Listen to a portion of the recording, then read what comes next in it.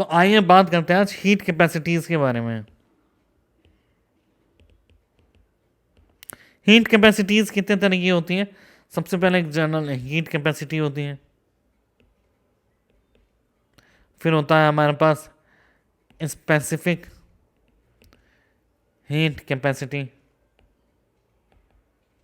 इसको सी कहते हैं, इसको एस कहते हैं। फिर आता है हमारे पास मोलर हीट कैपेसिटी, इसको कहते हैं सी एम। और इनकी मोलर हीट कैपेसिटी भी दो तरह की होती है, एट कांस्टेंट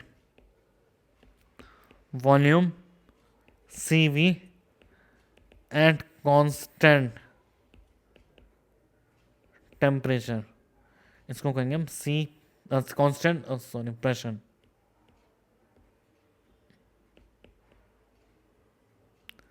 सीपी। तो आइए समझते हैं हीट की कैपेसिटी या फिर हीट कैपेसिटी क्या होती है। पहले बात करेंगे हम heat capacity, the amount of heat required to raise the temperature by 1 degree centigrade. 1 degree centigrade temperature increase करने से कितनी अमाउंट ऑफ हीट रिक्वायर्ड हो। तो कोई भी सब्सटेंस है हमारे पास, उसका 1 डिग्री बढ़ाना है हमारे को, और हमने सप्लाई की डी क्यू एनर्जी। सो अभी टेम्परेचर यहाँ सपोज लेट से बढ़ा है डी टी टेम्परेचर इंक्रीज हुआ है, यानी हीट सप्लाइड कितनी की है डी क्यू। तो on supplying D Q D T temperature increases. जबकि अगर 1 डिग्री टेम्परेचर बढ़ाना हो तो हीट सप्लाइड कितनी होगी D Q by D T. तो ये भी क्या यही क्या है हमारे हीट कैपेसिटी।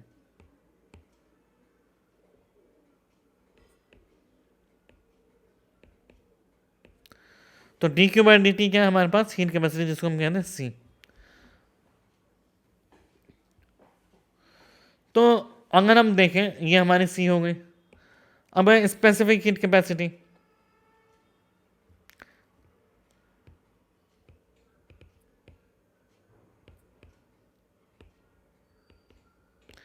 एस कहते हैं to raise the 1 degree of centigrade 1 gram of substance. 1 gram substance का 1 डिग्री सेंटीग्रेड टेम्परेचर बढ़ाने में जो भी हीट रिक्वायर्ड है, तो हम जानते हैं एम ग्राम बढ़ाने में जो हीट रिक्वायर्ड है वो है heat capacity D Q by T. तो 1 ग्राम बढ़ाने में requirement D Q equals to M D T, और ये होता है एस के इक्वल। तो यहाँ से डी क्यू आता है M S del D T, ये हीट का फॉर्मूला आता है in terms of specific heat.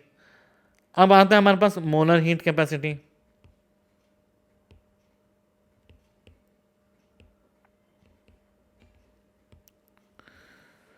To raise 1 degree centigrade of 1 mole of substance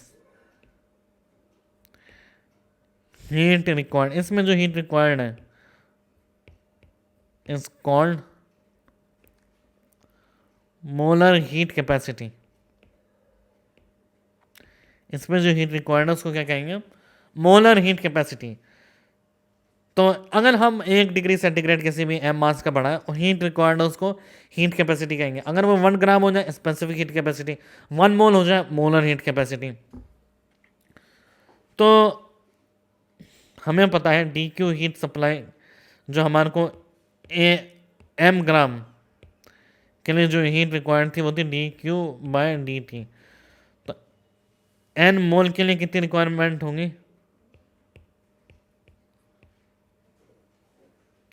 D Q by N D T, और ये हो गया हमारे पास सी एम।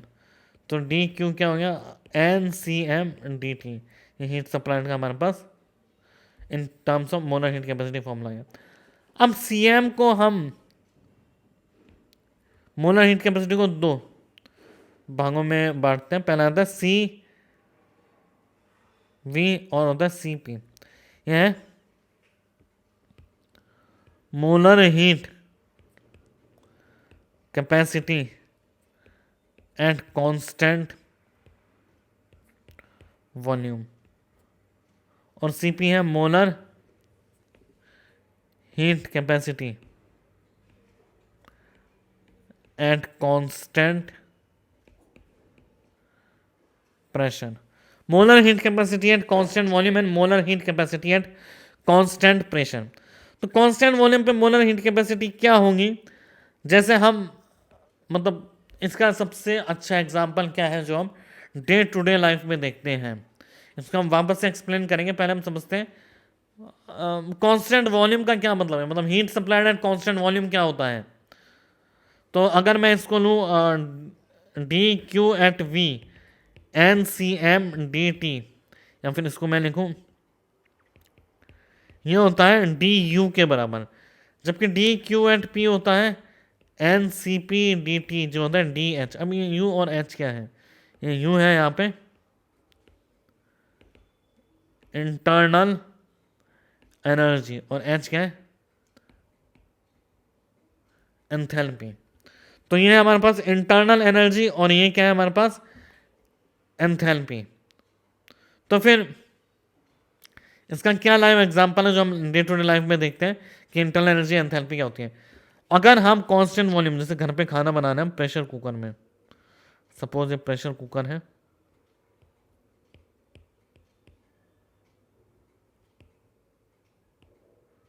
इसको हमने स्टोव पे हीट किया, तो इसमें जो हीट सप्लाई है इसको क्या कहेंगे हम? इंटरनल एनर्जी, या फिर change in internal energy. Heat supplied जो है वो किसके इक्वल होगा? चेंज इन इंटरनल एनर्जी के ऊपर। इंटरनल एनर्जी की एग्जैक्ट वैल्यू हम नहीं निकाल सकते, जस्ट अगले टॉपिक्स में देखेंगे हम क्यों नहीं निकाल सकते। बट अभी हम देख रहे हैं कि अगर हमने प्रेशर कुकर जिसकी वॉल्यूम हमेशा कांस्टेंट रहती है उसमें हीट सप्लाई की, उसको हमें इंटरनल एनर्जी का चेंज। जबकि अगर हम ओपन वेसल में खाना बनाते हैं, हमारे पास ओपन कंटेनर, अगर हम ओपन कंटेनर में हीट सप्लाई करते हैं तो इस हीट सप्लाई को क्या कहते हैं हम?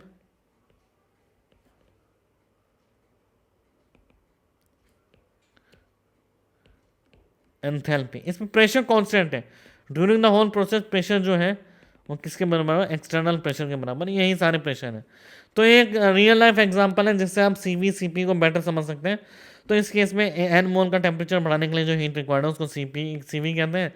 इसमें एन मोल के लिए जो एक मोल के लिए जो टेम्परेचर बढ़ाने की रिक्वायरमेंट के लिए जो टेम्परेचर बढ़ाने के लिए जो हीट चाहिए कांस्टेंट प्रेशर पे, उसको सीवी कहते हैं। कांस्टेंट वॉल्यूम पे सीवी कहते हैं और कांस्टेंट प्रेशर पे सीपी कहते हैं।